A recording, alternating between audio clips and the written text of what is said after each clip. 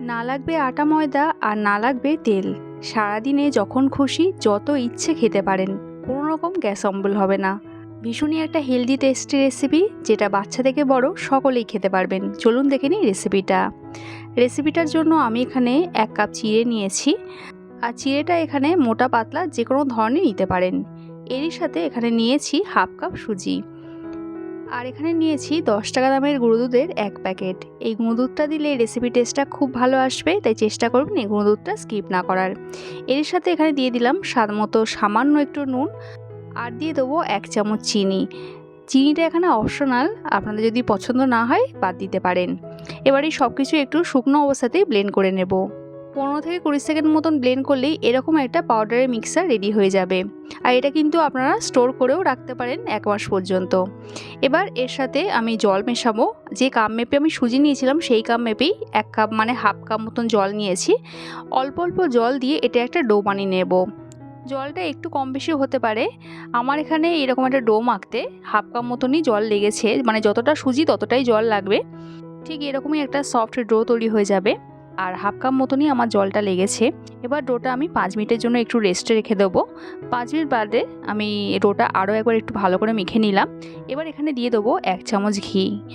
ঘিটা এখানে দিলে এই ডোটা আরও একটু স্মুথ হয়ে যাবে। তো ঘিটা দিয়ে ডোটা আরও একবার খুব ভালো করে মেখে নেবো। ঘিয়ের বদলে এখানে সাদা তেলও দিতে পারেন, তবে ঘিটা দিলে টেস্টটা খুব ভালো হবে। তো এখানে আমার ডোটা রেডি হয়ে গেছে। এবার এখান থেকে এরকম পোর্শনে আমি কেটে নিচ্ছি। একটু ছোট ছোট গোল গোল বলের মতন আগে তৈরি করে নেব। তারপর একটু এরকম সিলিন্ডারের মতন শেপ দিয়ে দেবো। তারপর 2 ধারটা একটু সরু করে এইভাবে একটু প্রেস করে করে তৈরি করে নেবো। যেমন চুষি পিঠে হয় ঠিক সেরকমই একটু শেপটা হচ্ছে আর কি। তবে আপনারা আপনাদের পছন্দ মতন ডিজাইন কিন্তু তৈরি করতে পারেন। তো এরকম তৈরি করার পর এরকম একটা জালির পেছন দিক থেকে এইভাবে একটু রাউন্ড করে নেব। এতে একটা খুব সুন্দর ডিজাইন আসবে, দেখতে খুব সুন্দর লাগবে। আর এটা জাস্ট সুন্দর একটু দেখানোর জন্য, এটা আপনারা ছাড়াও তৈরি করতে পারেন। তো এইভাবে সবকটা রেডি করে নেব। আর এখানে আমার সবকটাই রেডি হয়ে গেছে। এবার এগুলো একটু স্টিম করে নেবো। তার জন্য এরকম একটা ফুটো ফুটো থালা নিয়েছি, আর থালাটা এরকম একটু অয়েল ব্রাশ করে নিলাম। অয়েল ব্রাশ করে নিলে এগুলো সহজে আটকে যাবে না, যেহেতু এগুলো আমি স্টিম করব, সহজে কিন্তু এই পাত্র থেকে উঠে আসবে। তো এবার আমি অপর দিকে একটা জল বসিয়েছিলাম পাত্রে। জলটা গরম হয়ে গেলে এইগুলো সমেত ফুটো থালাটা বসিয়ে দিলাম, আর কভার করে দিলাম জাস্ট 5 মিনিটের জন্য। গ্যাসের ফ্লেমটা হাইতে রাখতে হবে।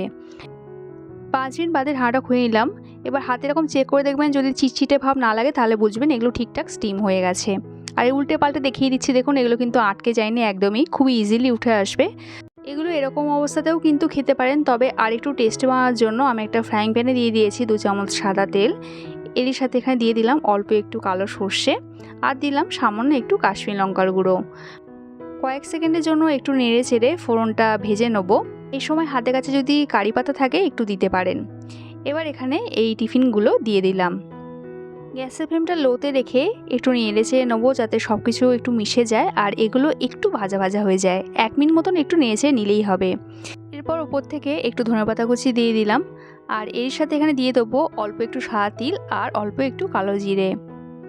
সাদা তিল আর কালো জিরেটা সব কিছু একটু নেড়ে ছেড়ে ভালো করে মিশিয়ে নেবো। এটা কিন্তু আর রান্না করার প্রয়োজন নেই, যেহেতু এটা স্টিম আছে। এটা কিন্তু প্রায় হয়ে এসেছে। সবশেষে এখানে দিয়ে দেবো একটু টমেটো কেচাপ। টমেটো কেচাপটা দিলে টেস্টটা খুবই ভালো আসবে, বিশেষ করে বাচ্চারা খেতে খুবই পছন্দ করবে। আর এই স্টেজে আমি গ্যাসটা অফ করে দিয়েছি। এবার টমেটো কেচাপটা এই সব কিছুর সাথে একটু ভালো করে মিশিয়ে নিলেই আজকে টিফিন কিন্তু একদম রেডি, যেটা ভীষণই হেলদি টেস্টি। সকাল বিকেল সন্ধে যখন খুশি যত ইচ্ছে আপনারা খেতে পারেন, একটুও কিন্তু গ্যাস অম্বল হবে না। আশা করি আজকের এই নতুন ধরনের হেলদি টেস্টি রেসিপিটা আপনাদের ভালো লেগেছে। ভালো লাগলে একটা লাইক কমেন্ট করা রইল। দেখা হচ্ছে আবার এক নতুন রেসিপির সাথে। সবাই সুস্থ থাকবেন, ভালো থাকবেন।